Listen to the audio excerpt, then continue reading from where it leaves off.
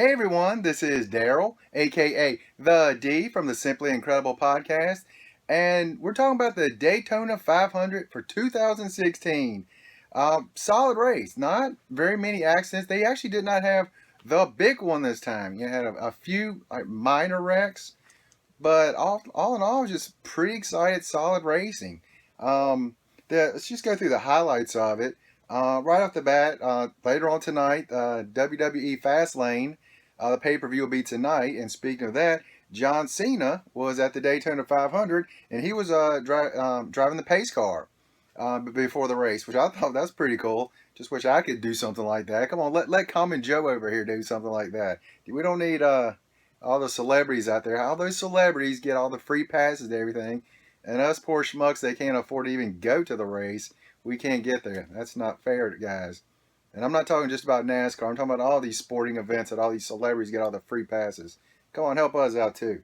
But anyway, now they're here and all that. That has nothing to do with the race. But a few of the highlights. Right off the bat, Chase Elliott, the youngest. I think they said he was the youngest person to get the pole, and I thought that was pretty cool.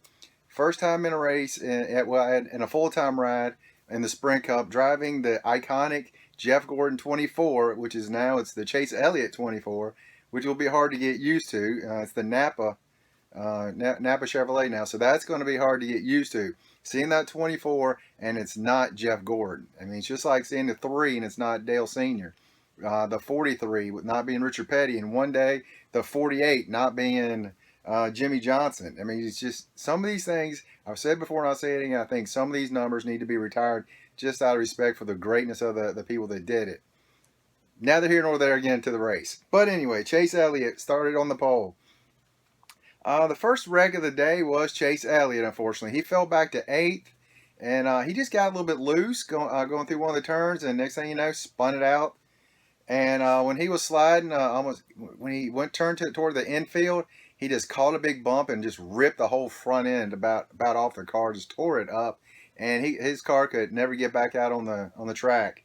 That was kind of that was rough. I mean, I really was really hoping he'd have a really good run for the whole day, and I think he's got a huge future.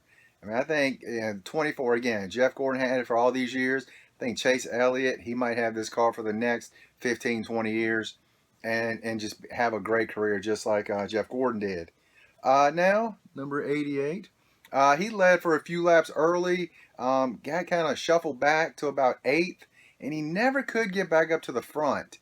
Late in the race, he was starting to make a little bit of move, and on lap, was it 170?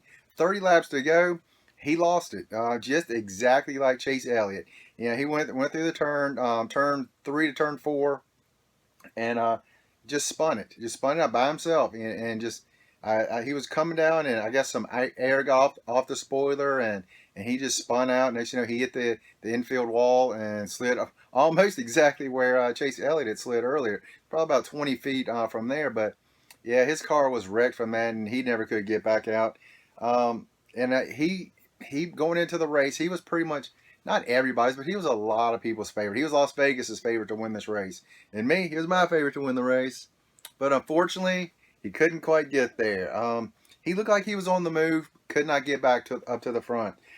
Jimmy Johnson, he was doing well, and he got shuffled back somehow. And to be honest, I hate to say this, I can't remember. I forgot to write it down, but he ended up a lap down. Come back, got back on the lead lap, was moving up, but it was really never a huge factor. Early in the race, he led a few laps, but after that, he got shuffled back, and he was just never a real factor after that. Lap 184, Danica Patrick and Greg Biffle, they had a little bump in, and it was Danica's fault. Either, maybe not even Danica, might have been her spotter. She was going down from the middle lane to the low lane, and Greg Biffle was right at her back corner panel.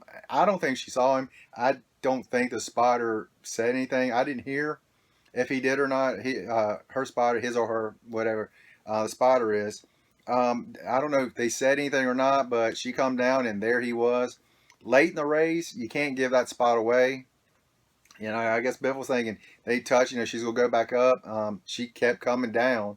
And next thing you know, she was out of it, and she hit the wall pretty good too. But she was all right. All these races, they take some rough hits. There was another wreck where one of the guys, I mean, hit the wall head on, and it looked like he was going 170, 180. It was kind of reminiscent of Dale Senior's wreck when he passed away at the track. But those safer barriers and construction on the in the cars, some safer things, and and they got out and they walked away. And Danica and Biffle, then that was pretty much the end of their race. But everybody got it okay.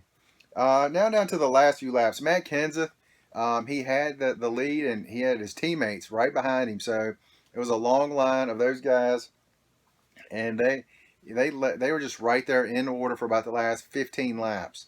Um, and well, that's about 13 laps because they had that caution on 184, so probably about the last 10 to 12 laps. They were like nose to tail for the four cars. And they kept saying that the announcers, Jeff Gordon, Darrell Waltrip, they kept saying that Hamlin needs to make his move. He was in fourth place. He had a dominant car. He had a lot of power, but they kept saying he needs somebody to go with him, or he's just going to basically just stall out. On the last lap, he was in fourth place. Started the last lap in fourth place. Back on the back straightaway, he was still in fourth place, but he had broken out and he was starting to get a little bit of a push. Um, and around in turn 3 to turn 4, it was getting exciting. The crowd was going nuts. The announcers were going nuts. I'm at my house going crazy watching this, and yeah, he's getting that push. Kenseth jumped out of line to away from who was it? Martin Truex. Jumped from where Martin Truex was trying to block Kenseth. I mean not Kenseth, but try to block Hamlin, and he blocked him for a little bit, but that Hamlin has a lot of momentum. Got around him. They bumped a little bit, but Hamlin got around him, and then it was tough for him to get around Truex. Truex had taken the lead, and so those two down the last straightaway, that last straight to that little turn, they were bumping and bumping, and Truex had the lead, and Truex said, "I think I had the lead with less than 20 feet to go." If you look at the tape, he probably did actually have a nose lead on him, like 20 feet to go. And when it was over, I was like, Truex won. And then now she's like, Hamlin got it. I was like, I don't think so. They showed the replay. Hamlin won by, I mean, literally, it looked like that far. I mean, this far, I know you can't see on your TV, but it's probably like 4 inches, 3, 4 inches. It was so close, so exciting. And they said it was the closest Daytona 500 ever, which blows my mind because so many Daytona 500s, and this is the closest one ever. And it was one heck of a race. I mean, it was really good. The passing wasn't real good. A lot of the race, if you're on that bottom line, you're good because the top line wasn't moving, and that was kind of worrying me. It's like, well, if you're second or third, you have nowhere to go because if you go in the top lane, it's not moving. So, it was. I wish they had that second line that would really work, and they have the rule now where you can't actually just push somebody like you could a few years ago. You have those two-car tandems really pushing, so they can't do that now, which makes it harder to really get two-car momentum going. So, but it is what it is. Yeah, the first race of the year, I'm always excited about it. I love Daytona.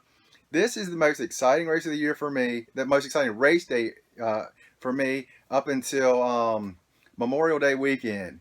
When I wake up in the morning, that Sunday morning, I wake up and I start off watching the Grand Prix of Monaco in F1, then Indianapolis 500, then the Coca-Cola 600.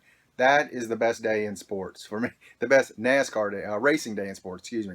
Love that racing day. But this right here, I love this day. Such a great day. And it was a beautiful day there too. No rain, no nothing. Just beautiful, perfect day for racing. But Denny Hamlin from Virginia. I'm from Virginia. He's from Virginia. Virginia guy. Won the championship. Won the Daytona 500. Congrats, Denny Hamlin. Proud of you. Good job. I wish Junior had won. But you know what? A Virginia boy won. We're all right. Next week's Atlanta. Can't wait for that as well. That's all I got for tonight. You guys have an incredible day.